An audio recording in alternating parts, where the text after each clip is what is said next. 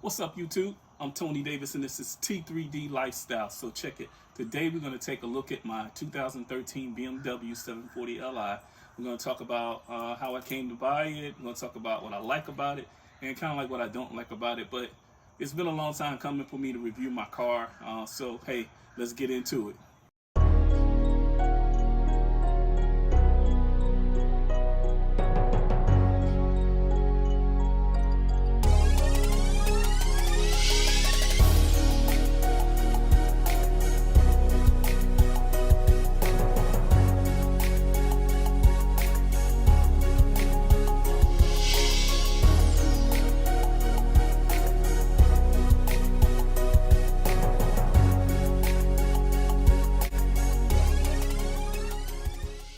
All right, so if you know me, you know that I am a car person. If you follow any of my previous videos, you'll know that pretty much over a stretch of maybe 20 years, I've owned about 30 or 40 cars, all different makes and models. And purchasing all those cars or buying cars, getting rid of them and trading them was probably the dumbest thing I could do, but it did give me a wealth of knowledge on different brands, manufacturers, and models. Now, the prior to this, prior to the BMW, I actually, if you go back, you'll see that I actually had a 2017 Mercedes E300. Loved that car, loved it. I actually hit a deer in that car coming home one night from work, and it was totaled. So it was time to choose something else. While they were trying to get everything situated with the Mercedes, I still had my truck. I had a 2013 Lexus GX 460. Again, you can go back and look at some of my previous videos and see when I had these vehicles. I sort of did a review on them when I purchased them.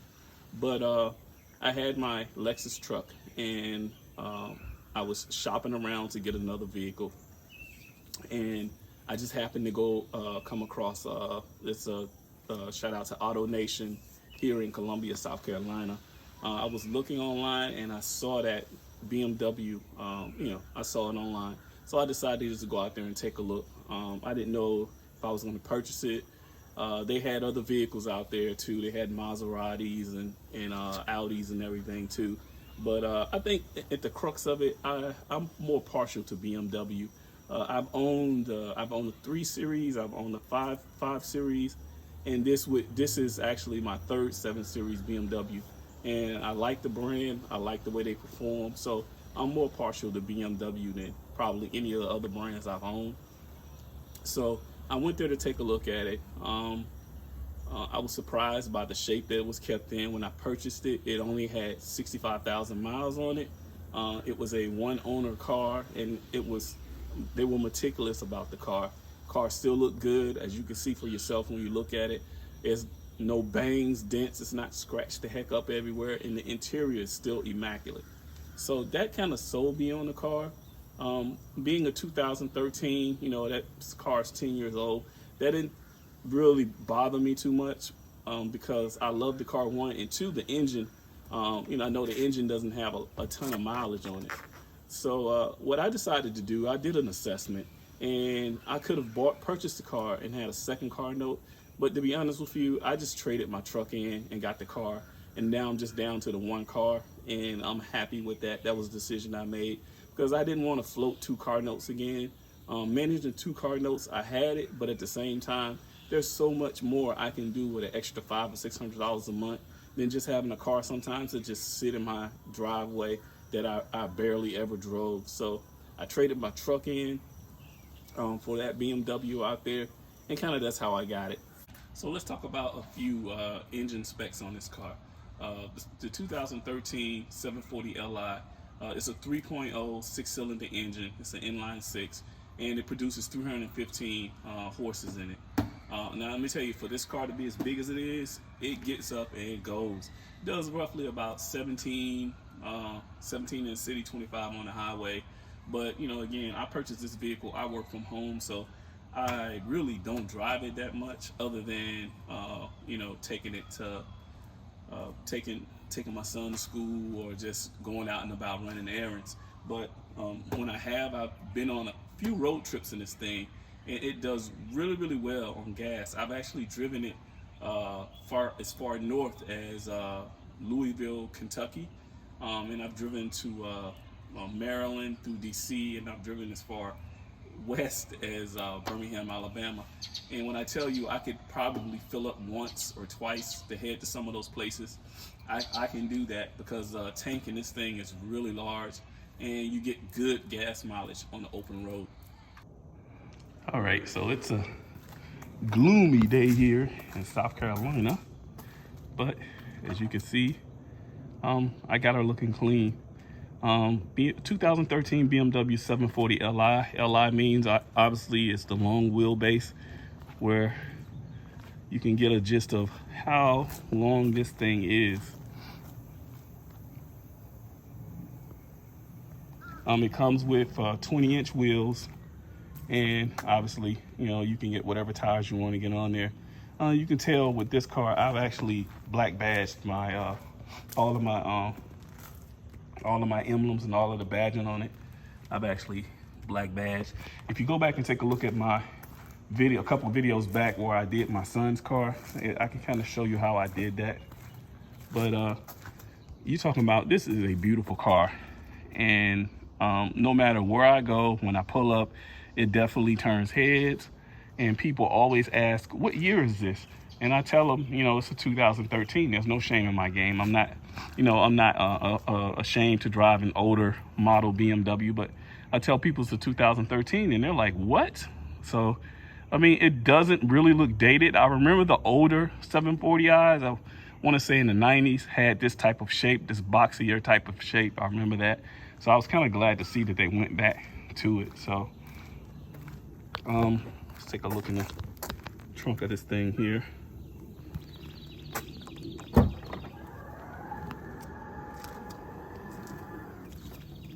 There you go. It has a ton of trunk space.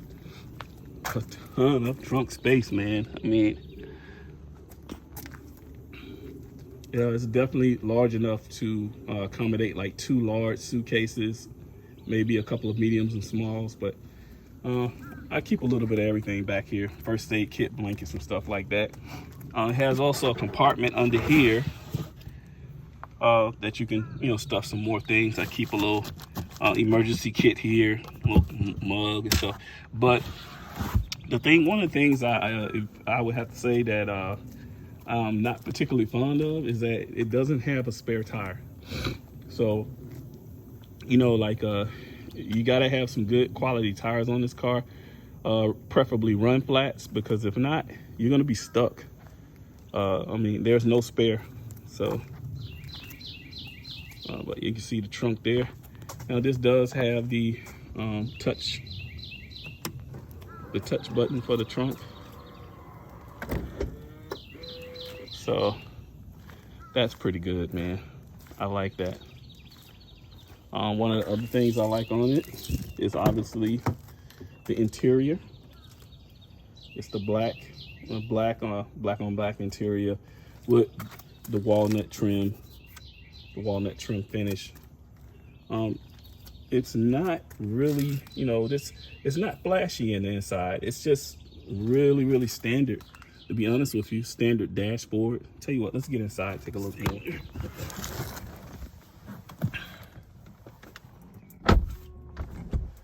So, you know, the inside of this obviously is not, what should I say? It's not the most, what's the word I'm looking for here? You know, a lot of your new cars, even my Mercedes I had previous to this, it had a lot of, let me let this door open so you see a little more light in here. It just seems like it had a lot more flash. I guess that's the word I'm looking for.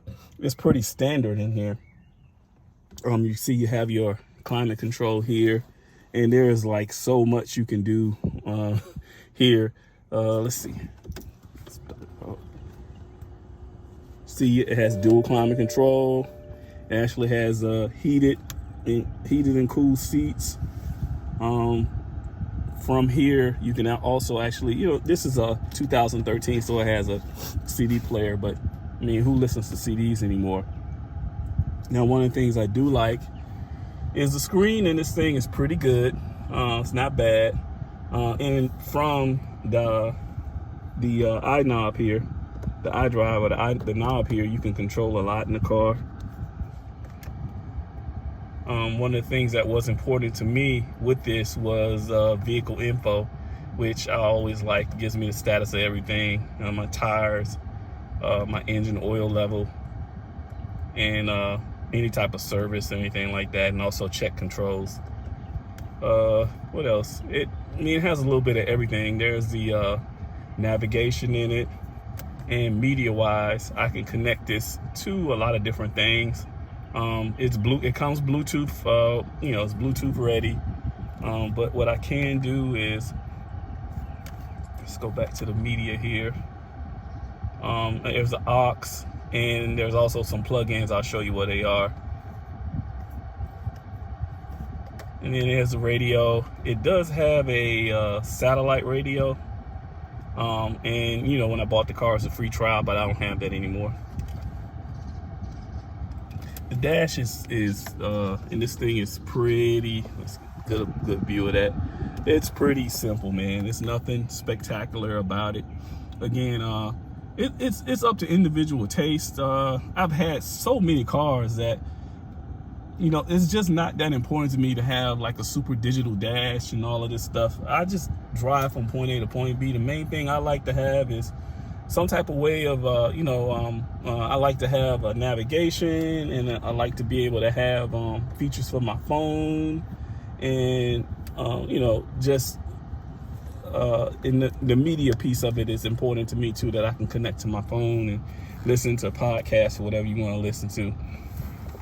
Now, it has a compartment up here. There is a glove box down below where, you keep your manuals and stuff like that. But again, it's nothing super spectacular about the inside of this car. It's just standard. Do I wish it had some more digital stuff in it? Yeah, but I'm okay. I'm okay, guys. I really am.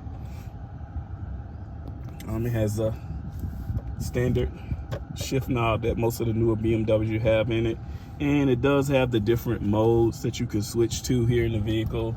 I think right now, you have sport mode, sport plus mode, comfort, which is normally what I drive in, comfort plus, and eco. Now, what I do like about the eco is, I don't know if you can see this here. When I'm driving in eco, I watch this meter here. So as I'm driving, if it gets close, it tells you where to stay. This arrow here tells you where to stay in the blue, so that you're actually taking advantage of your eco mode. Obviously, if it gets past the blue and further up, you're actually exceeding the eco mode. And this tells you, how many miles fuel-wise you're actually saving. And I've actually used this on a long trip when I'm not driving that fast. I'm a fast driver, I'll admit that. On the highway, I'm usually going anywhere from 80 to 100. But there's been times where I've just cruised in the eco mode and I actually watched this, and it actually works. It actually, you'll see, well, sometimes I've saved like 0.8 miles or 1 mile or 2 miles in fuel just by putting it in the eco mode. So let's put it back here to where it was. But that's about it, guys. Before, I don't know if you're a BMW head, they used to keep those cup holders in the dash. They don't in this. They don't. The cup holders are right here, and again, there's another compartment here where you can keep change or whatever you want to keep there, with a cigarette thing here.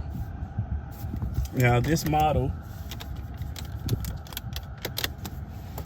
it does come with, I keep all kind of stuff down there, but it came with the phone, and there's a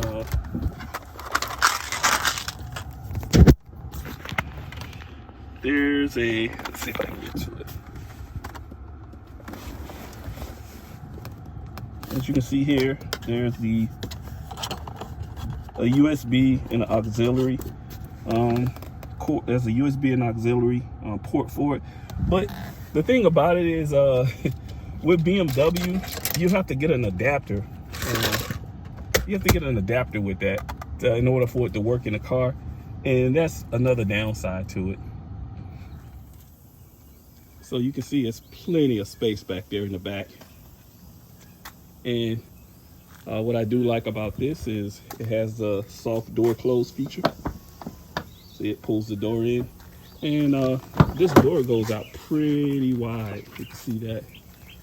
Goes out pretty wide, which also makes it easy to load in. Sometimes sometimes a big screen TV, if it's not too big, you can load it back here in the back and you're good to go.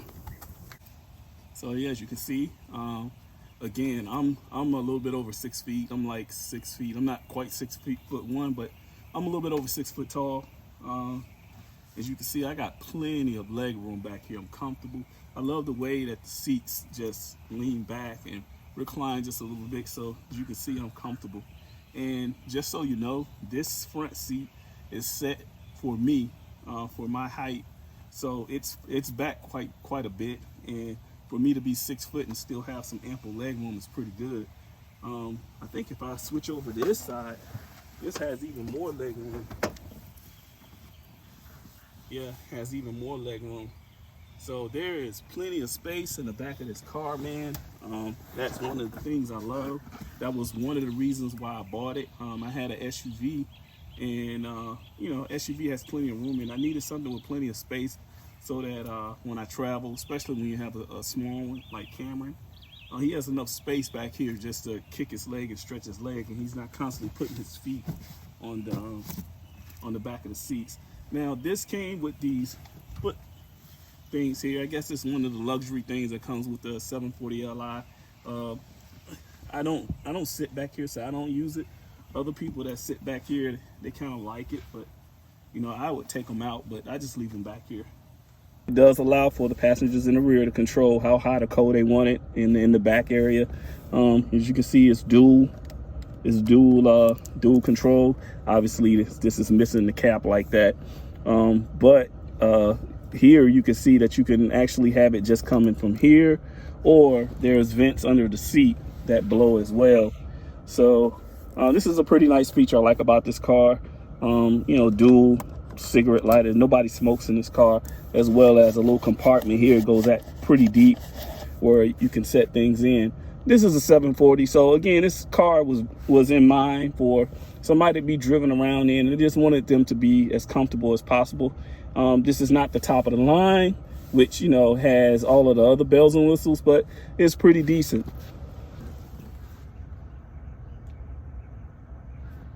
What you also have is the mirrors here in the back, little vanity mirrors, and you can also, you know, you have reading lights here, and it's on both sides. You have the little mirror. This is just a luxury feature of the 740. One of the things I really, well, you know, when I bought this car, I bought it from a dealership. One of the things I wish it did have in it was, in some models, they actually have the blinds that come up here, from here to here, and in the back here, they have blinds that come up. This model doesn't have that. It's just one of the features that, you know, I kind of wish it had, but, you know, it didn't break the deal for me wanting to purchase the vehicle. So some of the things I love about it, is you see it is a beautiful car. It definitely captures the attention when I go places, when I pull up, especially like when I'm dropping my son off to school.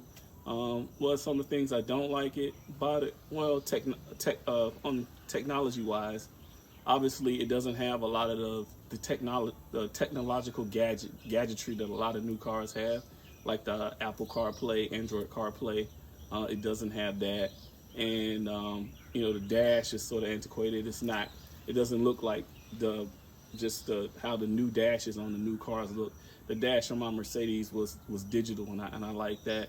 And if I had to be petty, I would say from my Mercedes had the interior LED lights that change colors.